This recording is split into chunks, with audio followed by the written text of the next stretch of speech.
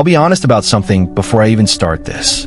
I'm not the type of person who scares easily, and I'm definitely not someone who believes every creepy story I hear online. Most of the time, there's always a logical explanation if you think about it long enough. That's how I've always been. But after what happened to me, and after hearing what happened to 2 other people, I'm not so sure anymore. These are 3 stories from people who made one simple decision and immediately regretted it. The first one happened to me about a year ago that I live alone in a small house on the edge of town. It's not isolated, but it's definitely quieter than most neighborhoods. I've always liked that. Less noise, less people, more peace. My routine is pretty simple. Work, come home, eat something, watch a bit of TV, then go to bed. Nothing unusual ever really happens. That's why what happened that night caught me completely off guard. At IT was around 11:30 p.m. when I heard the knock. Not loud, not aggressive.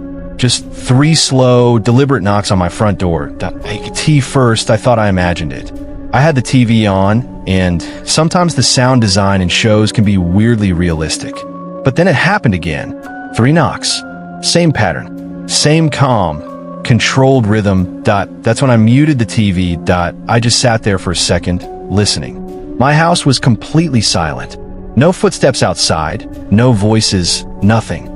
Just that still, heavy quiet that makes every small sound feel amplified.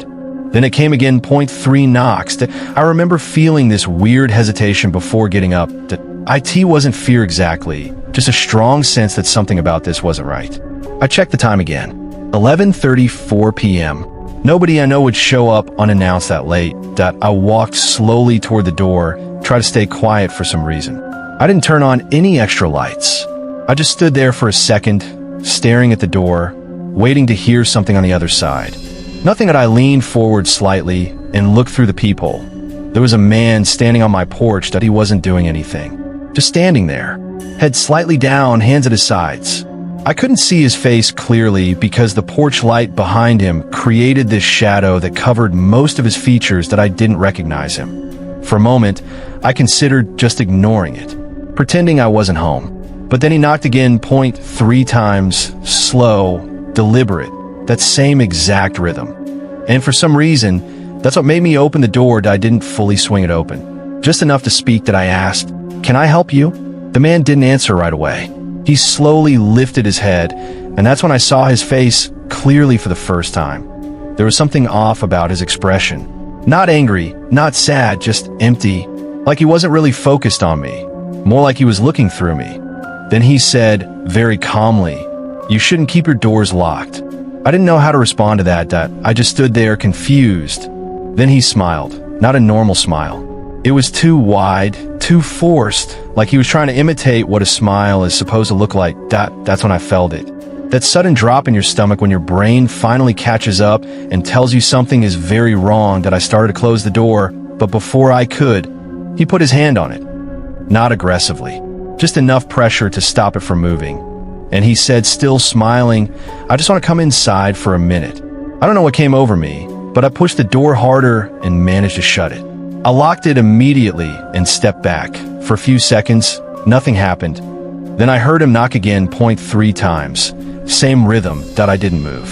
I just stood there, staring at the door, waiting for it to stop. But it didn't. He kept knocking, over and over. Same pattern, same pace. No change. After maybe a minute, I grabbed my phone and called the police. As I was on the call, the knocking suddenly stopped, just like that. Complete silence again. I stayed on the phone until officers arrived. When they checked outside, the man was gone. No sign of him anywhere. But here's the part that still bothers me. The next morning, I checked my door camera footage. He had been standing there for over 20 minutes before he knocked the first time. Just standing there, not moving, not doing anything, just waiting. The second story isn't mine.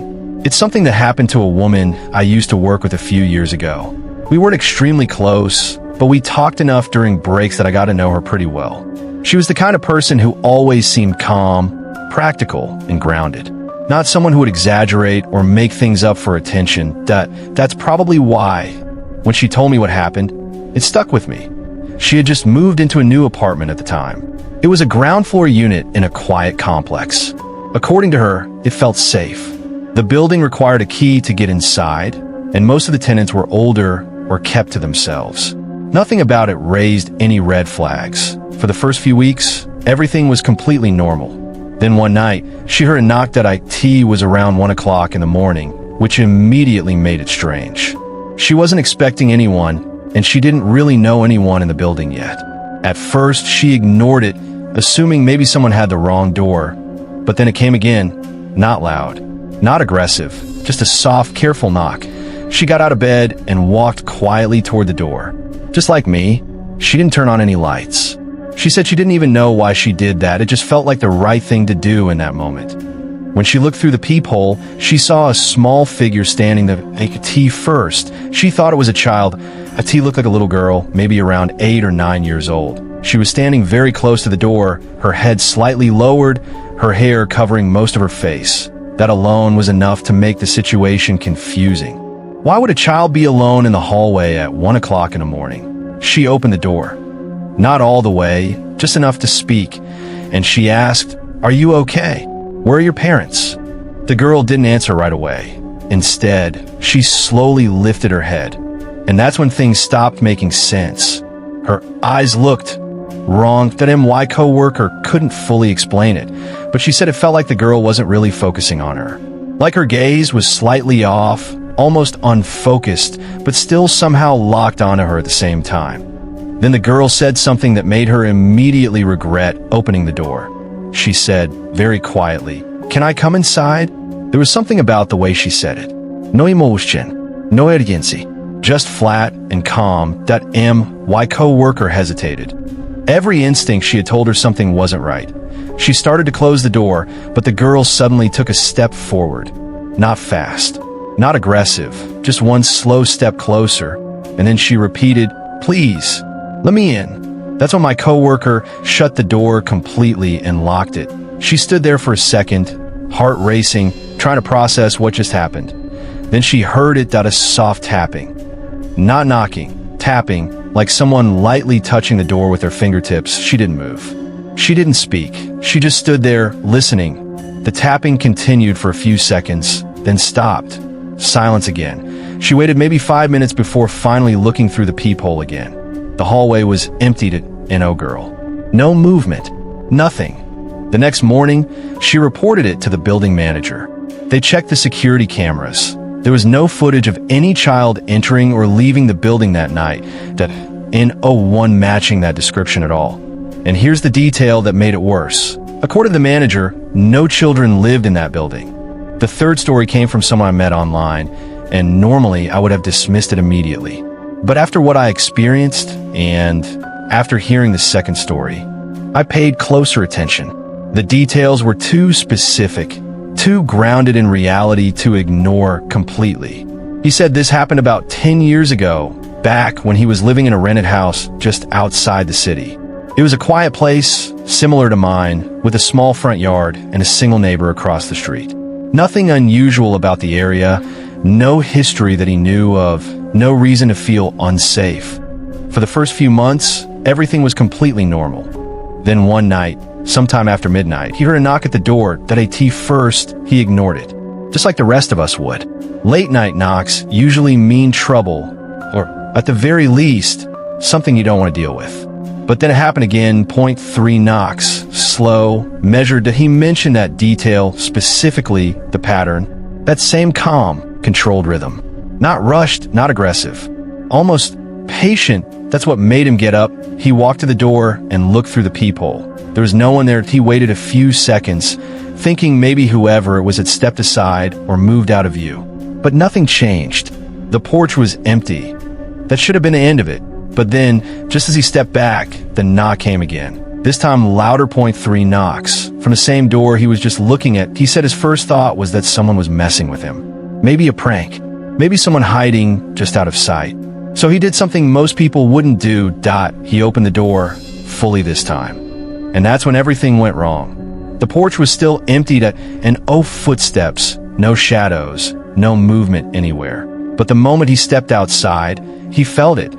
That same feeling all three of us described in different ways, like something was off, Like the air itself didn't feel right out. He took a few steps forward, scanning the yard, looking toward the street, trying to find anyone who could have knocked. But there was nothing. No cars passing, no neighbors outside, nothing at all. And then he heard it, behind him. Inside the house, that a soft sound, like something shifting. He turned immediately and saw that the front door, the one he had just opened, was slowly moving, closing, not slamming, not pushed, just slowly, steadily swinging inward. He ran back toward it and grabbed the handle, pulling it open again. And that's when he noticed something that made his stomach drop. The lights inside the house were off, all of them, but he was sure he had left the living room light on before going to the door. It was the only light in the house at the time. But now everything was dark. He stepped inside cautiously, calling out, expecting no answer, but hoping for one anyway. Nothing, just silence. He walked through each room, checking everything. Windows locked, back door secure, no sign of forced entry, no missing items, nothing out of place. Except for one thing that in the kitchen, on the counter, there was a single glass, filled with water. He hadn't left it there. He said he rarely even used glasses, usually drinking straight from bottles. But this was placed neatly near the edge of the counter, like someone had just set it down moments ago. He didn't touch it.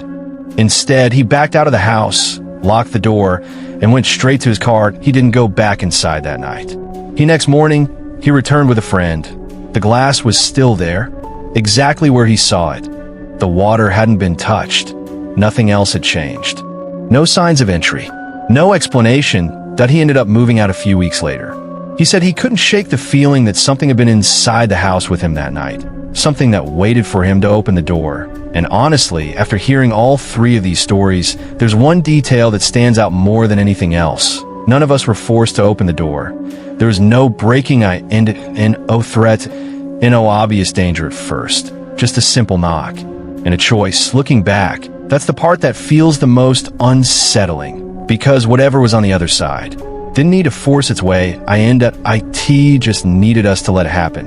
And once that door opened, even for a second, something changed. Maybe it was coincidence. Maybe there's a logical explanation we just haven't figured out yet. But I can tell you this, that if you ever hear a knock late at night and something about it doesn't feel right, you might want to trust that feeling. Because sometimes the biggest mistake isn't what's outside the door, but it's deciding to open it.